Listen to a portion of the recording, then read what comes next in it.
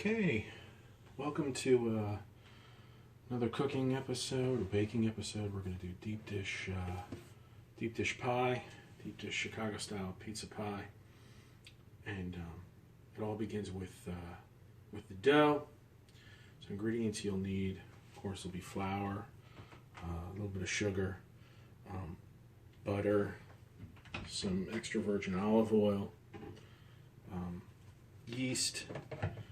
I just pick up the, I guess it's this Fleischmann's bread machine yeast, but you can, whatever baking yeast you prefer. A little bit of sugar, and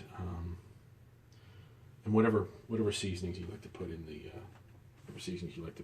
in the bread dough. So I'm going to start. Typically, I'll start by starting with the yeast. So I'll take a small little vessel, and you want to dissolve a little bit of sugar in some hand hot water. So what I start with is I will grab, maybe probably about half a teaspoon of sugar, put it into my vessel, and then I'll take boiling water. And I just enough, essentially, to, a couple ounces to dissolve the sugar. And then I just mix it up. Then we'll add cold water until that mixture is hand hot. Maybe a little bit of cold water. You don't want the sugar water to be too hot. It'll kill the yeast. That should be just about fine. And then I would say let's call it, depending on the amount of flour, I'm going to run, let's do 2.5 teaspoons of yeast. Real exact measurement. You want to mix this up fairly well. The yeast has a tendency to clump up, so you'll see that the mixture gets, I don't know if the camera's picking that up or not, you'll see the mixture's getting somewhat kind of cloudy, and you'll smell it. I'll leave the spoon in there, and then what I'll typically do is I'll just take a towel, set it over it. So set that to the side. You've got to give that some time to sort of get the yeast started. Okay, now we'll move on to the actual dough itself. So 2.5 tablespoons of butter, margarine, whichever you prefer. I'll throw in a couple of tablespoons of olive oil in here. Ingredient I forgot, salt. Adds flavor and will keep the yeast from overreacting, I guess is probably a good way of putting it. So for this, I'm probably going to do about 4 or 5 cups of flour. So I'm going to put in, I don't know, maybe about 2.5, 3 teaspoons of salt. The sugar in the water is probably plenty of sugar for the dough. And then seasonings. You can put in whatever you like. I'm probably going to put in, what am I going to put in? I like just a sprig of cayenne pepper. Just a pinch. Like I said, you don't have to. This is all, seasoned to taste. I'm going to put in a little paprika. And believe it or not, I like just a little bit of this, just a pinch of this barbecue rub. All right. And now for the flour. AP flour is, bread flour is probably better.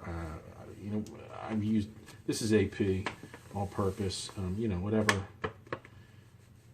We're not going to the moon, so it's not exact science. And that's probably, I don't know, maybe. Actually, I said 4 or 5 cups. It's probably closer to 6 or 7 cups of flour. So I'm probably doing a double batch. And then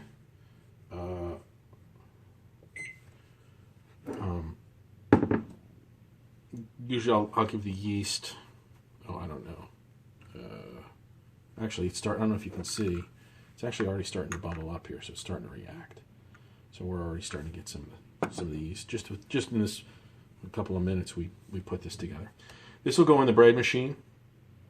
And then for water, it's approximately 2.5 cups, but the water is always going to be different depending upon your flour. You're actually going for a certain consistency. I'll bring you back once we get that started.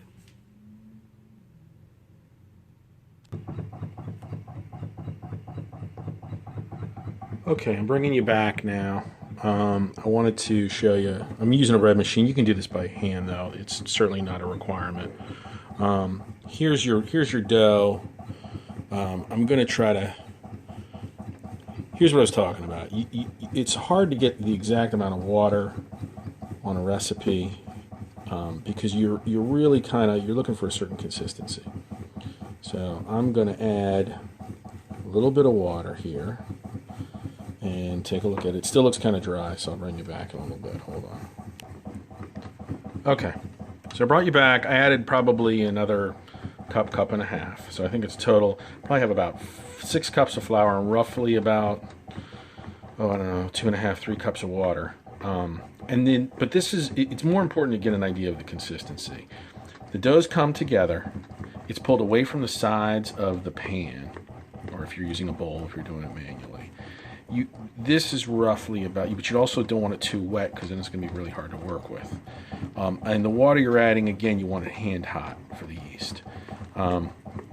Try to get your ingredients to room temperature, the butter and things like that. If you've got anything in the refrigerator, try to let it warm up. And you can you almost hear it, see it. You don't want it too wet, but you also don't want it too dry either. So I kind of go just until it starts to pull away from the sides of the pan or the bowl, and it will form. You'll be able to work with it. Okay, I'll bring it back when we start doing the pie itself.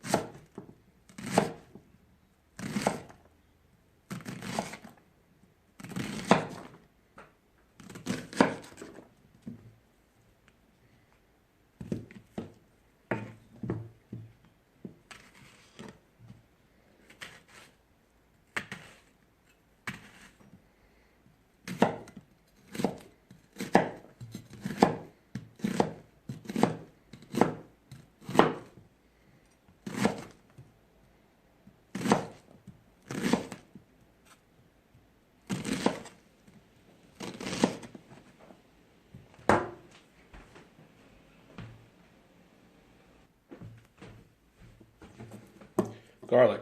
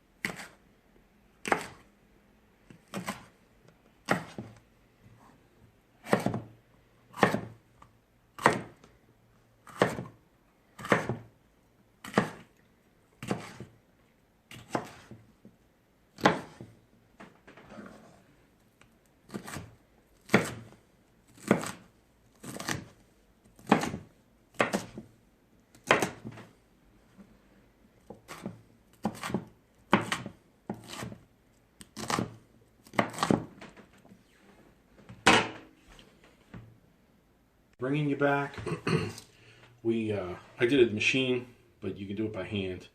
I'm just lazy. Here's the dough. It's gone through its first cycle where essentially it'll knead, you let it rest, let it rise, let it double in size. And you can see all the air pockets, the air bubbles from the yeast. So of course that's what you're going for. I'm not going to need nearly this amount for this recipe. I always like to make extra, so I'll probably have some other pies later on. So we'll take, I don't know, let's say roughly this amount for our, and the rest, I typically, dump it on a floured board, and then I'll put the rest in cellophane, and I can save that for a later date. So we'll put this over here. Box that up. I'll deal with that later. Well, I got the camera rolling. Let's get this. Let's get moving on this pie. All right. So I kind of just get going into a ball here.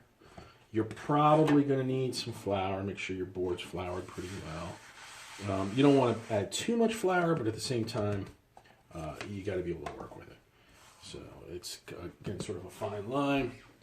We'll grab our rolling pin and if you like working with dough, this is, of course, the fun part. We'll roll this out.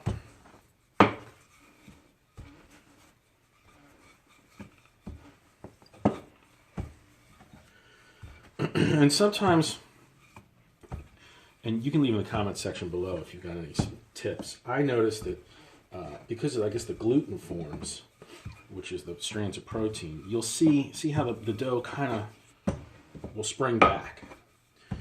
So sometimes if you just let the dough rest a little bit, that's all you need. And it'll sort of relax the dough, and then it's a little easier to work with. So you kind of have to sort of, I guess play it by ear. And this is just about where I want to be. And you can even see little air bubbles from the yeast. It's still doing its thing. So we'll get this rolled out. I'm using a 9x pan. So that should just about do it. Again, we're going to grab the EVOO. And here's where you don't want to chintz, because you want to be able to get it out of the pan. So I like to oil it up real good. And in fact, I think that even that's a little light. I'm gonna hit it again. A 9x amount wise, you're probably looking at, I don't know, maybe even a quarter of a cup. You can see you want to try to get all the way up the sides, as high up the sides as you can. Really kind of prep that pan really good. Get a lot of good oil in there. All right. Okay. So grab my bench scraper, and if you've used enough flour, it should actually. It's for the most part. It's really not even sticking to the board. But again, it's a tough walk. You don't want to use too much flour either. So we'll turn this over. This goes right in here. And then you just kind of flop that into your pie pan. And I try to line that thing as much as I possibly can. All right. Really get that,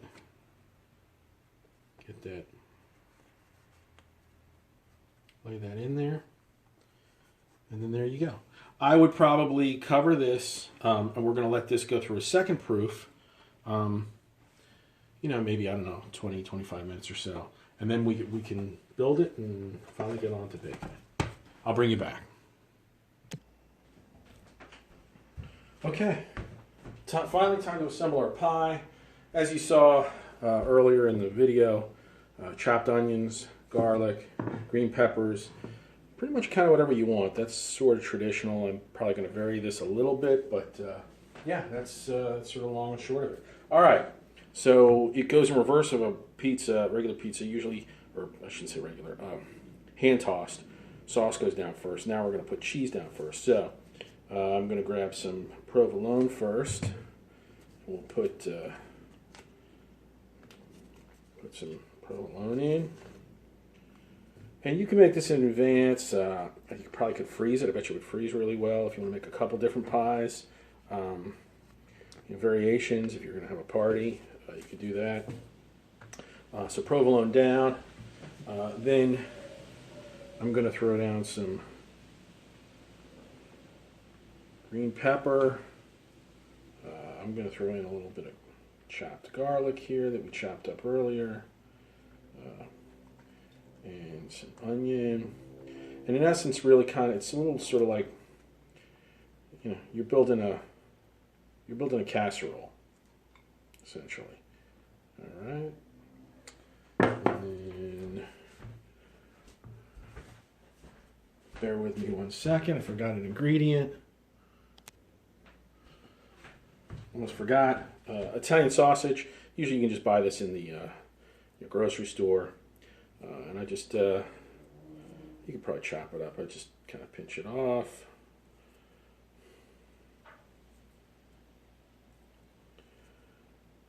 Yeah, so I think they probably freeze pretty well if you want to make a few in advance. You can make this, a couple of days ahead. And then either put it in the freezer or the fridge. Bake time is gonna depend upon whether it's frozen or whether it's refrigerated. And I like to load this up.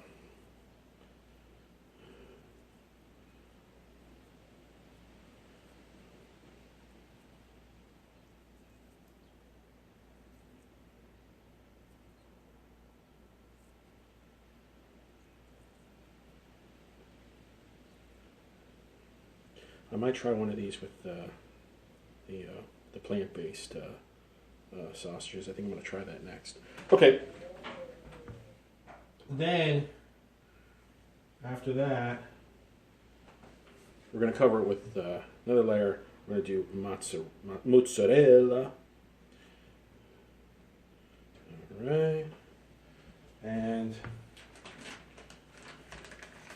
I'm going to do another variation. At this point, you would probably put Italian sauce, tomato sauce or pizza sauce or something. I'm actually going to try barbecue sauce. Let's see how will be my variation here. I'm going to smother it a little bit with barbecue sauce, and I'm going to put on top of that some pepper jack cheese. And normally you would probably just do either fresh mozz or grated mozzarella. All right, there we go.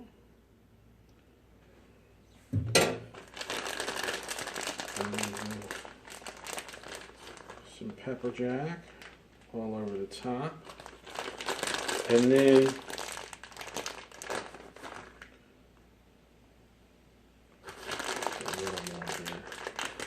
never have too much cheese, right? All right. And then you can cut this off if you want. I actually just, for the most part, I guess I just kind of fold it over.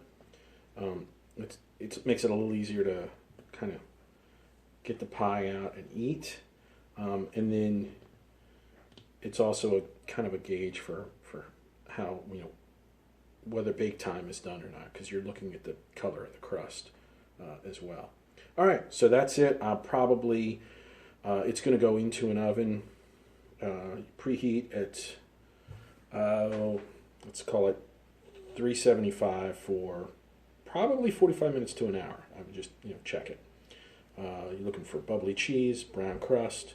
Well, I'm sure you get the idea. All right, I'll bring it back.